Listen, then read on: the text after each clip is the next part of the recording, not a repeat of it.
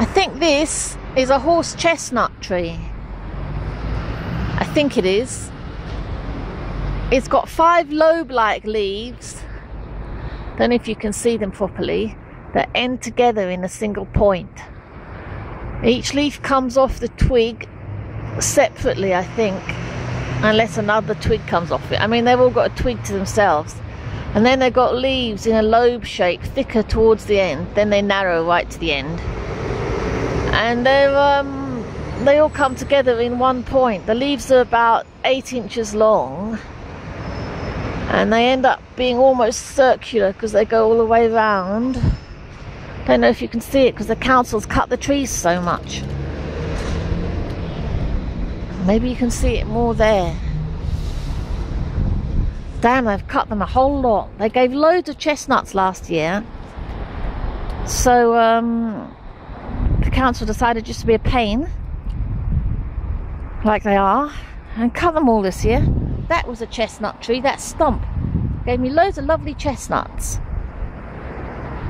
Or actually, I think they might be horse chestnuts. They, the spikes, this is a, see, we had a very blustery early part of the year, and I think it killed off most of the bees stayed in hibernation, so not many things got pollinated. And when things don't get pollinated, plants just discard them. So there've been very few chestnuts this year because not many bees were around to pollinate them.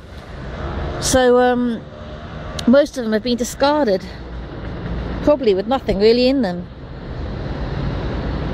And looks like there was nothing in this one. There's, you know, I've seen them before and it looks like there's nothing in it. This I think is a horse chestnut. I'm not sure though, because the spikes it's got are short and fuck.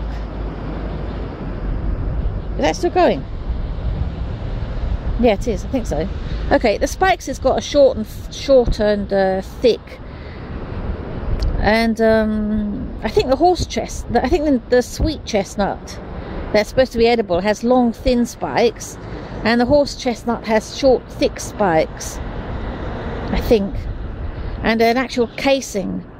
Whereas the sweet chestnut seems to have a very fine casing that pulls away easily like fabric. This is like leather and it takes a while to come apart unless it's ready to come apart. Except squirrels have gotten to a lot of them. But this species also has very often some small chestnuts along with it instead of just one big one. I've heard horse chestnuts are supposed to have one big chestnut on its own, but I've seen both kinds of chestnut tree now, and they both seem to have one big nut and some smaller ones. So I don't know which one's which. The sweet chestnut is supposed to be edible to humans, and the horse chestnut, which I think is this one, is supposed to be... See the leaf there? Maybe I can get a good picture of it there. Where is it? Oh god, let me try and get it. But the horse chestnut is supposed to be inedible to humans.